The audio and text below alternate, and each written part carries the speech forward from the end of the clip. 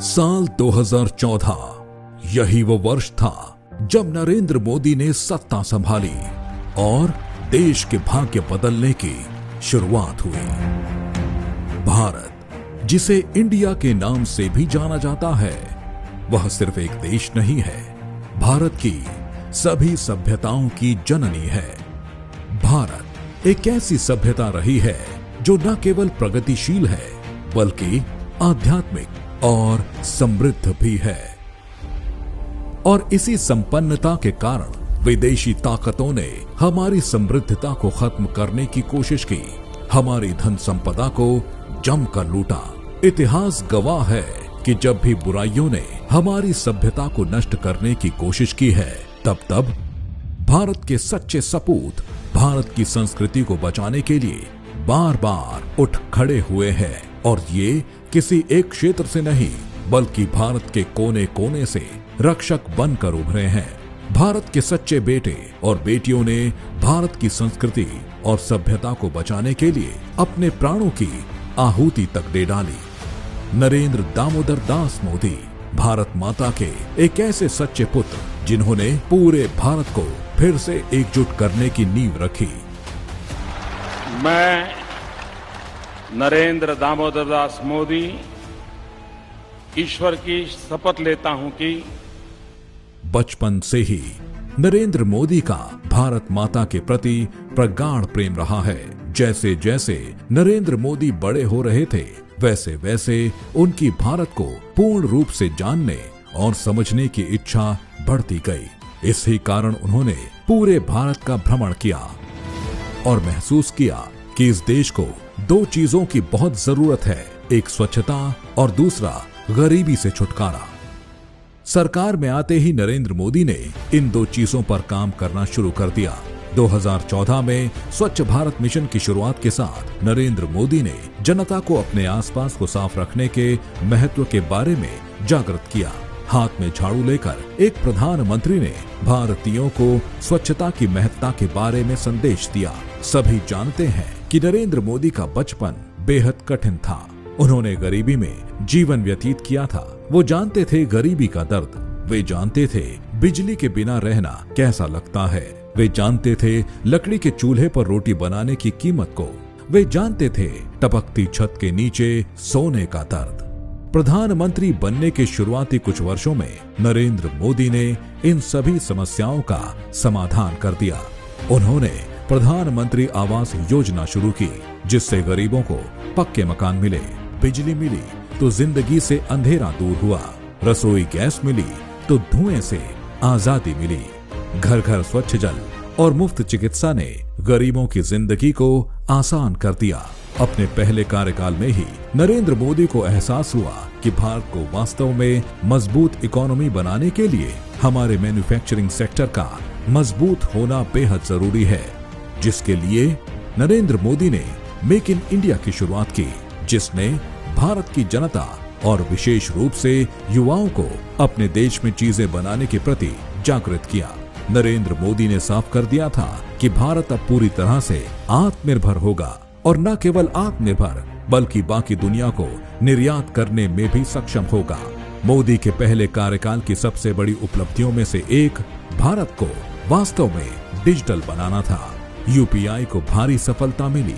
UPI से पहले भुगतान करना अपने आप में एक बड़ा काम होता था, जो नरेंद्र मोदी की दूरदर्शिता के कारण बहुत आसान हो गया। भारत को सशक्त बनाने की दिशा में आगे बढ़ते हुए नरेंद्र मोदी ने भारत की राष्ट्रीय सुरक्षा को न सिर्फ मजबूत बनाया बल्कि ईंट का जवाब पत्थर से देने का संदेश भी दिया। पाकिस्तान में सर्जिकल स्ट्राइक कर नरेंद्र मोदी ने दुनिया को नए भारत का संदेश दिया। नरेंद्र मोदी ने दुनिया को बता दिया कि भारत बात भी करना जानता है और जरूरत पड़ने पर घर में घुसकर मारना भी जानता है। हमारे अखबार वाले भी लिखते थे पाकिस्तान के पास भी न्यूक्लियर है, तो हमारे पास क्या है भाई? ये दिवाली के लिए रखा है क्या? किसी अन्य प्रधानमंत्री ने भारत के लोगों को नरेंद्र मोदी जितना एकजुट नहीं किया। भारत की जनता ने मोदी पर भरोसा किया और उन्हें 2019 में पहले से भी अधिक प्रचंड बहुमत के साथ दोबारा प्रधानमंत्री चुना। नरेंद्र मोदी पर जनता ने जो भरोसा दिखाया, वो उस भरोसे पर खरे भी उतरे। उन्होंने एक एक करके अपने किए सभी वादों को पूरा किया। कश्मीर को भारत से अलग करने वाले आर्टिकल 370 को हटाने का जो वादा नरेंद्र मोदी ने किया था, उसे उन्होंने पूरा कर कश्मीर को फिर से भारत के साथ जोड़कर भारत को फिर से एकजुट करने का काम किया।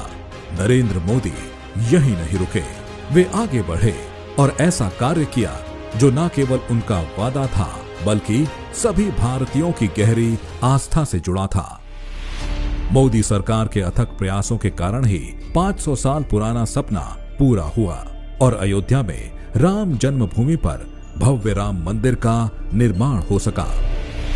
राम जन्मभूमि पर विदेशी आक्रांताओं ने बार बार हमले किए, क्योंकि वो जानते थे कि राम जन्मभूमि भारत की सभ्यता और संस्कृति के सबसे ऐतिहासिक और सबसे पवित्र स्थानों में से एक है।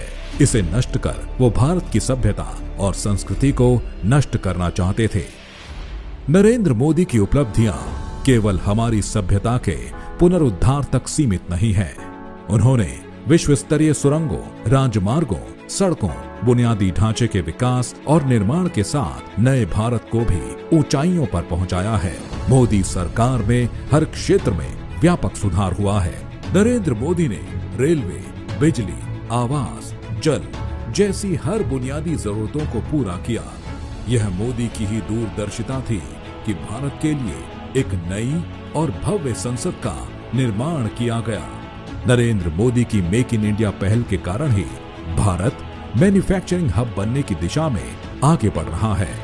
मुझे जो भी करना है विराट चाहिए, विशाल चाहिए, तेज गति से चाहिए। इसलिए कि मुझे 2047 में हिंदुस्तान को विकसित भारत के रूप में देखना है। अपने पहले कार्यकाल में नरेंद्र मोदी ने विपक्ष द्वारा देश में की गई सारी गंदगी साफ कर अपने दूसरे कार्यकाल में एक गहरी नींद में सोई सभ्यता को पुनर्जीवित करने का कार्य किया। और अब नरेंद्र मोदी भारत को दुनिया में नंबर 1 बनाने की दिशा में कार्य कर रहे हैं। मोदी विकसित भारत चाहते हैं, भारत जो दुनिया की शीर्ष 3 अर्थव्यवस्थाओं में अपनी जगह बनाएगा। ये विकसित भारत इतना मजबूत होगा कि देश छोड़ने वाले सभी भारत लौटेंगे और यहाँ अवसर तलाशेंगे और अपने देश एवं उसकी समृद्ध सांस्कृतिक विरासत पर भी गर्व करेंगे। भारत को सुपर पावर बनने के लिए हमें संयुक्त राष्ट्र सुरक्षा परिषद में एक स्थायी सीट की आवश्यकता है और केवल नरेंद्र मोदी ही एक ऐसी शख्सियत हैं जो भारत को यूएनएससी में स्थायी सीट दिला सकते हैं। नरेंद्र मोदी का विजन है कि आधुनिकता और परंपरा साथ चले। भारत में बुलेट ट्रेन भी हो और भव्य मंदिर भी। इस विकसित भारत में समाज के हर वर्ग के प्रत्येक भारतीय के पास सभी सुविधाएं होंगी, चाहे वो घर हो, खाना हो, गैस हो, शौचालय हो, बिजली हो, इंटरनेट हो, साफ पानी हो। नरेंद्र मोदी वास्तव में नए भारत या यूं कहे कि विकसित भारत के निर्माता हैं।